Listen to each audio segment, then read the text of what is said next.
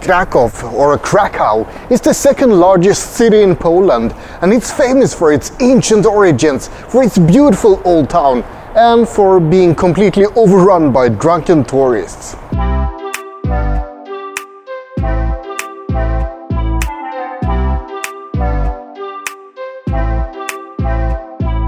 Krakow has close to 800,000 people living in the city, and it used to be the capital of Poland up until 1596. The city dates back to the 7th century, and it's been a center for Polish cultural and academic life. But its origins actually started in the Stone Age. There have been settlements here for thousands of years, starting from a small village on top of Wawel Hill to the city you see today.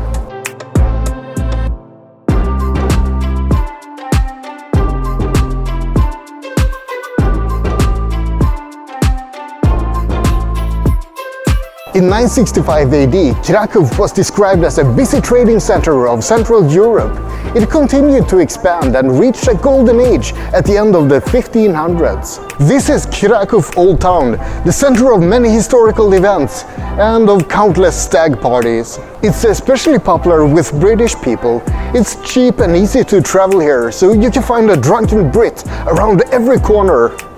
Well, not right now. It's early morning, they're still sleeping.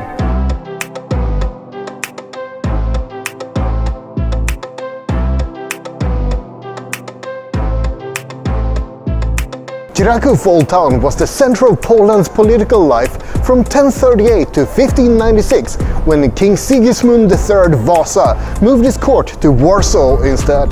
Sigismund was actually king of both Poland and Sweden at the time, and he wanted to create a unified kingdom of Sweden and Poland. But since he was a devout Catholic and the Swedes were not, there was a revolt in Sweden and he was dethroned. King Sigismund III is still a pretty controversial figure in Poland. He ruled at the end of Poland's golden age, but he may also have been the start of Poland's decline.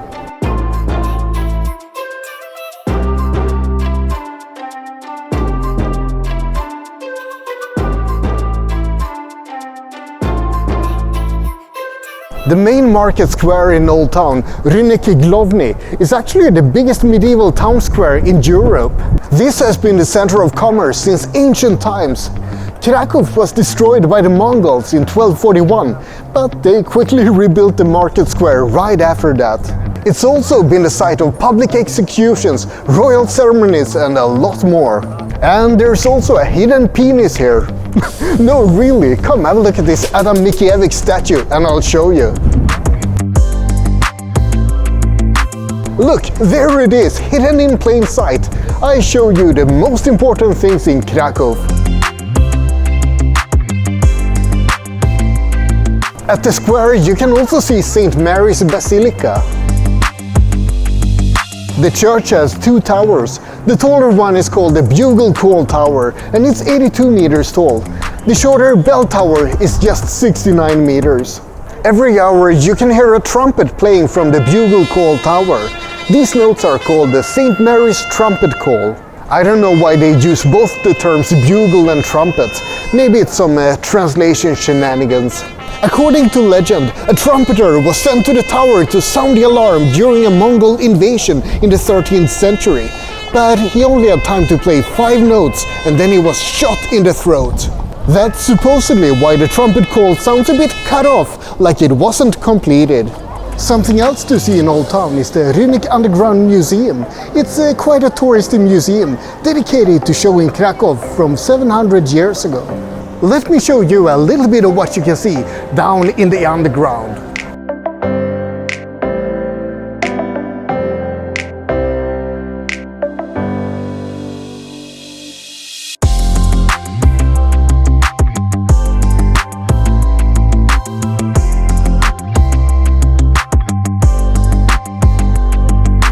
Wawel Castle is the crown jewel of Krakow Old Town, and it includes a mix of architectural styles, ranging from Romanesque and Gothic to Italian Renaissance-inspired buildings. The oldest buildings here date back to 970 AD, but most of the current castle was built in the 14th century. This was a central point for the village that eventually grew into the city of Krakow, and it was also the world's first UNESCO World Heritage Site. Well, according to Wikipedia that is, but if you dig a little bit deeper, this was actually listed at 8th place when the first list of World Heritage Sites were presented in 1978. The very first one at the list was actually a Viking settlement in Canada, that I can't pronounce because it's something in French. Lance aux Meadows or something like that. Pardon my French. There's also a beautiful royal garden here, but since I'm visiting in October, it's not really an ideal time.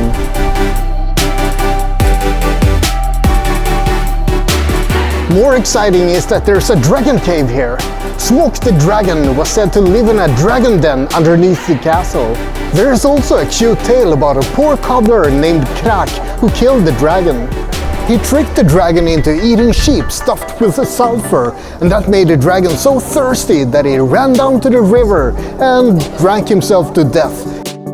Krak of course got to marry a princess after slaying the dragon. That's pretty much a requirement after some dragon slaying. Eventually Krak, or Kirakus as he's sometimes called, became king, and he built a castle here.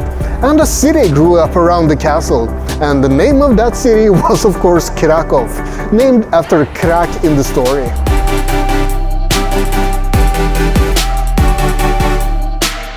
Many people have heard about Hachiko, the Japanese dog who waited year in and year out by a train station for his dead master to come home.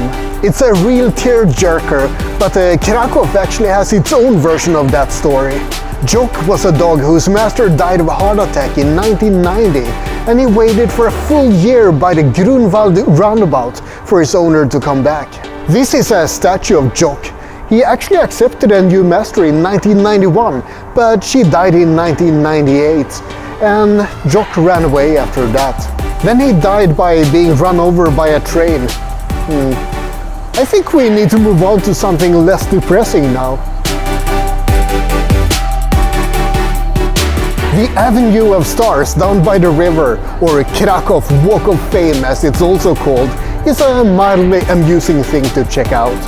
It's basically a budget version of the Hollywood Walk of Fame with more or less famous stars. I don't think the Hollywood version is all that exciting either, to be honest.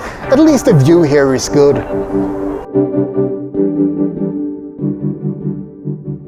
The lovely Henryk Jordan Park was established in 1889, and it was the first public playground in Poland.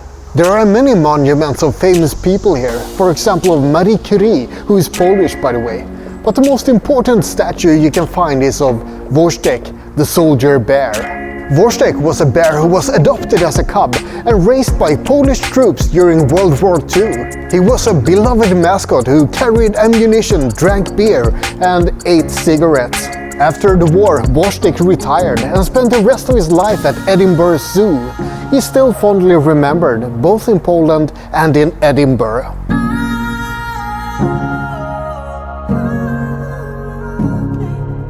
Behold, the Church of St. Joseph, built in the early 1900s in a Gothic Vistula style.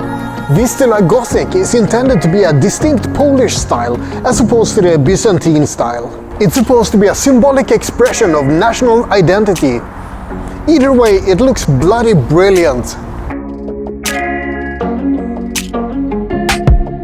According to the Krakow Eye homepage, this is the largest and most modern Ferris wheel in all of Poland. Are you impressed?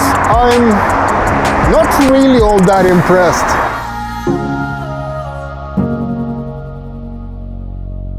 Kirakus Mount was long said to be the resting place of Krakow's mythical founder, King Krakus. There have been many excavations here, and they found artifacts from the 8th and the 10th century, but no human remains, so there's basically no evidence that this is a grave. Legend has it that King Krakus was quite a beloved king, and when he died, the townspeople carried sand and dirt in their sleeves to place upon the king's grave. Their intentions were to build a huge mound that would tower over the city, just like King Krakus had ruled the city when he lived. And standing up here, I can definitely say that this mound towers over the city.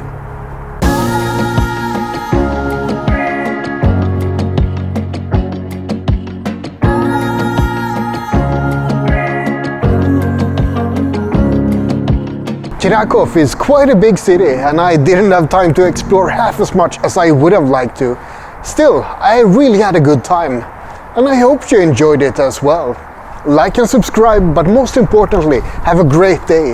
Now, let's enjoy the view of Krakow from up here.